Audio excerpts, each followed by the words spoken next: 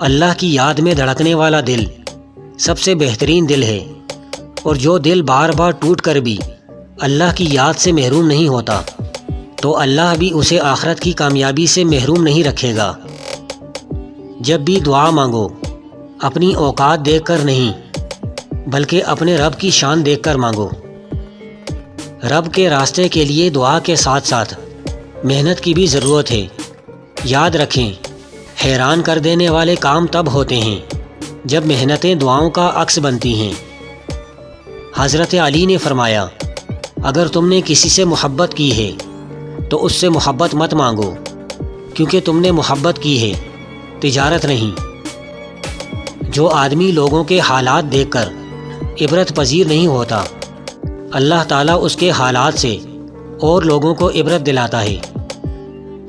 جو تمہیں تہجد کے سجدوں کا عادی بنا سکتا ہے، وہ تمہاری لا حاصل دعا کو بھی حاصل بنا سکتا ہے۔ آنکھوں میں جتنے آنسو ہیں جو تم نے کب سے چھپائے ہیں، ان کو بہا دو، کیونکہ اللہ کے سوا کوئی نہیں جو تمہارے دل کا بوجھ ہلکا کر سکے۔ تہجد کا سجدہ ہر کسی کو نصیب نہیں ہوتا۔ یہ لاڈلی نماز ہے تو لاڈلوں کو ہی نصیب ہوتی ہے۔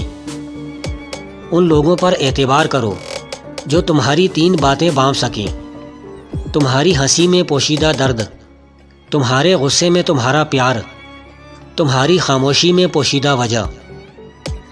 صبر بہت مشکل ہے، لیکن اس کا صلہ حد سے زیادہ خوبصورت ہے۔ ابھی نہ صحیح، مگر تمہاری دعاؤں کا جواب بھی آئے گا، کن سے خالی نہیں آئے گا۔ بات تہجد کی ہے تو محبت سے سنیے گا۔ تہجد کی نماز وہ واحد نماز ہے جو مؤذن کی نہیں، دل کی آواز پر پڑھی جاتی ہے۔ اور تہجد کی طاقت تو ایسی طاقت ہے کہ زندگی دنوں میں بدل جاتی ہے، اور کبھی کبھی تو لمحوں میں۔